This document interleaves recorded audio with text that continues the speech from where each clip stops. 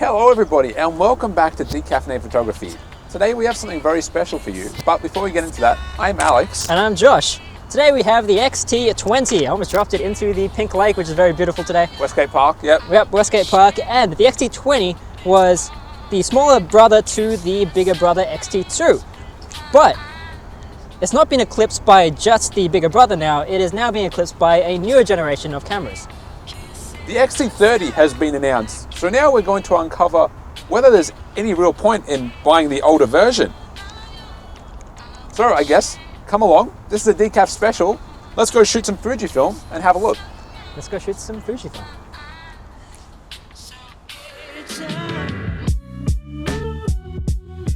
The Fujifilm X-T20 was released at the beginning of 2017. With Fuji being infamous for their retro designs and manual dials, the X-T20 does not disappoint. It has a mode dial on the left of the camera, with a shutter speed dial and exposure compensation dial on the right. Also on the right of the camera is the shutter release, and intertwined is the on-off switch, as well as a lever to instantly switch the camera to auto.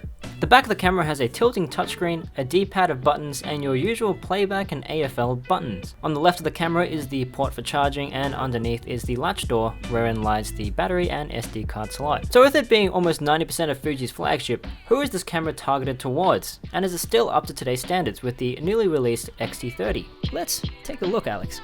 Alright. And boys and girls. So let's start off with how it looks and its build and all the little things and knobs at the top. It looks very stylish, it looks very sleek, and I do enjoy looking at it. It is very retro looking and vintagey, as most Fujifilm cameras look nowadays. I can't tell you how many times I've been asked, how old is this camera? Is this a film camera? Gee Willikers, is that a film camera? No, it's not, it's a Fujifilm.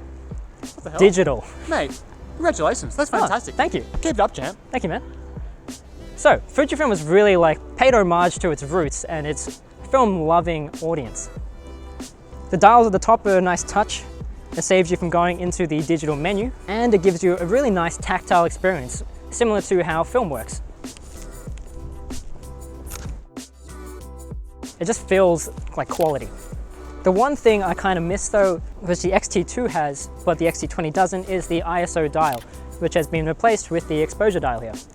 But I guess when you think about what this camera is meant to be used for and what its audience is, it kind of makes sense that it has the exposure dial instead. So the X-T20 has one of the smaller form factor cameras that I've ever seen in my life. My hands are really quite big, and to be honest, if I don't have a grip with me, I find it really hard to hold. That being said, I think this is definitely the camera that I've been most scared in my life of ever dropping, just because of how easy it is to do. But keeping that in mind, it does have a lot of auto features. A small camera isn't always a bad thing though, and it has a few positives that we need to keep in mind. In terms of a travel camera, it has this auto mode here. So it's small, has the auto mode, and then when you pair it with one of the Fuji crons, like this one, the 23F2, you're really good to go. And this combo that we have here is exactly the same as the X100F, for a lot cheaper with interchangeable lenses. So I don't really know where you're going wrong.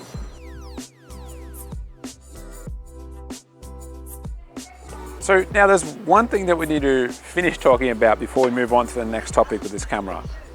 This combination, the camera and lens combo, is so much better than pairing this with the camera. Because when you consider how big this thing is, how heavy this thing is, right? You look at it and you think, where are you gonna hold on to it? The problem is, when you're using something like the 50-140 lens with the X-T20, you have to hold the lens because it's so much heavier. But you don't want to do that because it's going to damage the mount if you do that. You want to see it?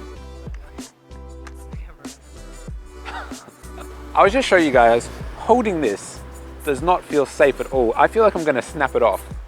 I feel like this is going to snap. Now holding this is also not good because you still feel like there's something wrong here. It's just not an intuitive way of shooting. Like, you know, it doesn't, I have no words. This is just not something you should ever do. Don't buy this lens if you have the T20. It makes me sad. So the one thing that the X-T20 has over many other cameras in this price range is the touchscreen.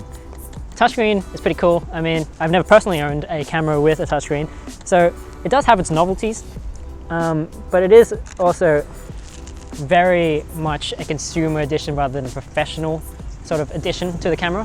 The X-T2, for example, is the flagship model, and more expensive, but it doesn't have a touchscreen. And I'm pretty sure that's for good reason. The X-T2 has a little joystick knob thing that goes on the side over here, and that makes it a lot easier to use when you've got your eye up to the viewfinder. So my head is literally 0 centimeters from the touchscreen. I can't touch the screen. I have to get out, touch the screen, and then go back in, and then reframe. It's kind of an issue. I mean, it's not really well thought out. It's just a cool addition, really.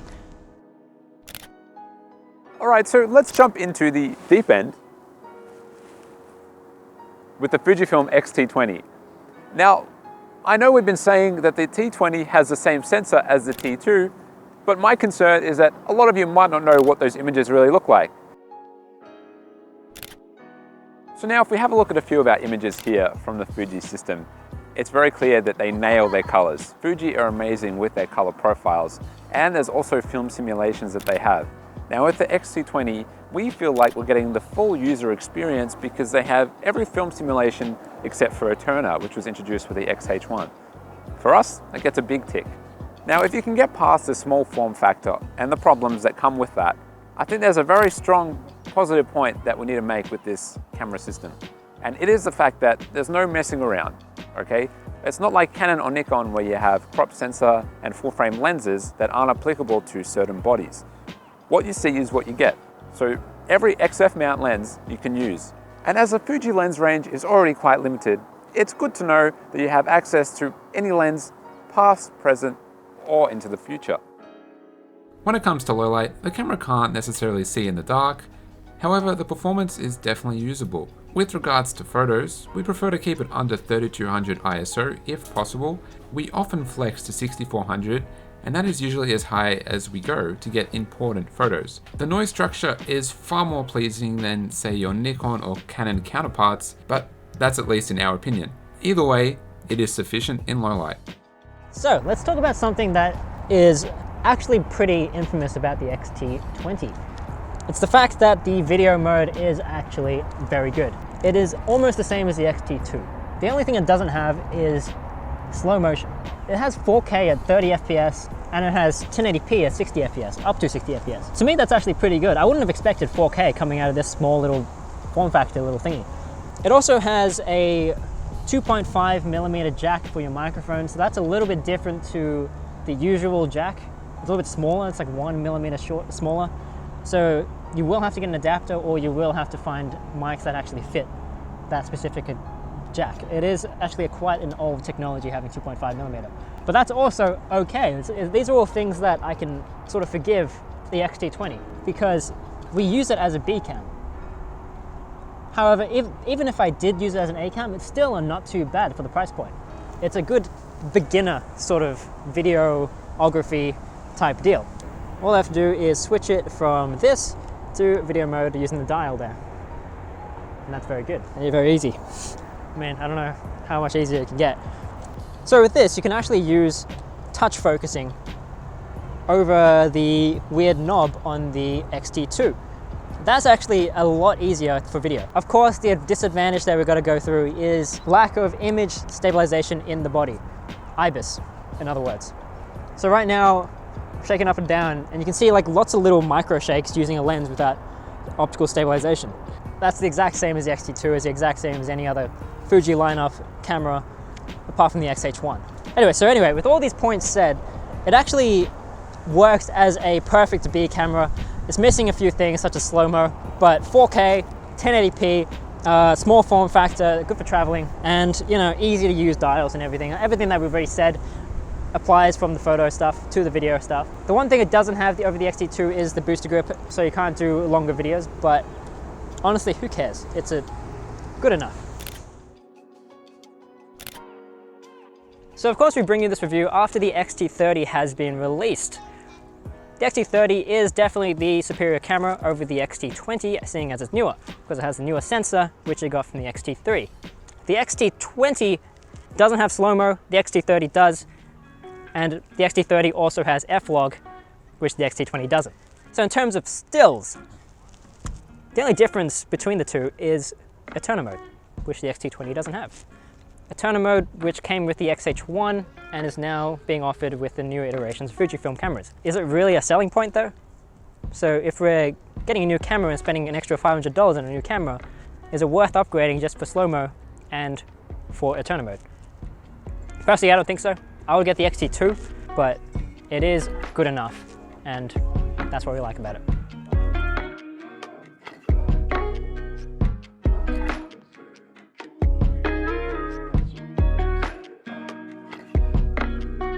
I was going on a trip to Japan, and at first I wanted to take my X-T2. I was very apprehensive about the idea of taking the T20, but the only thing I missed was the added battery grip. At the end of the day, this comes down to a few things. The X-T20 will do what you need it to do. Is it capable of great images?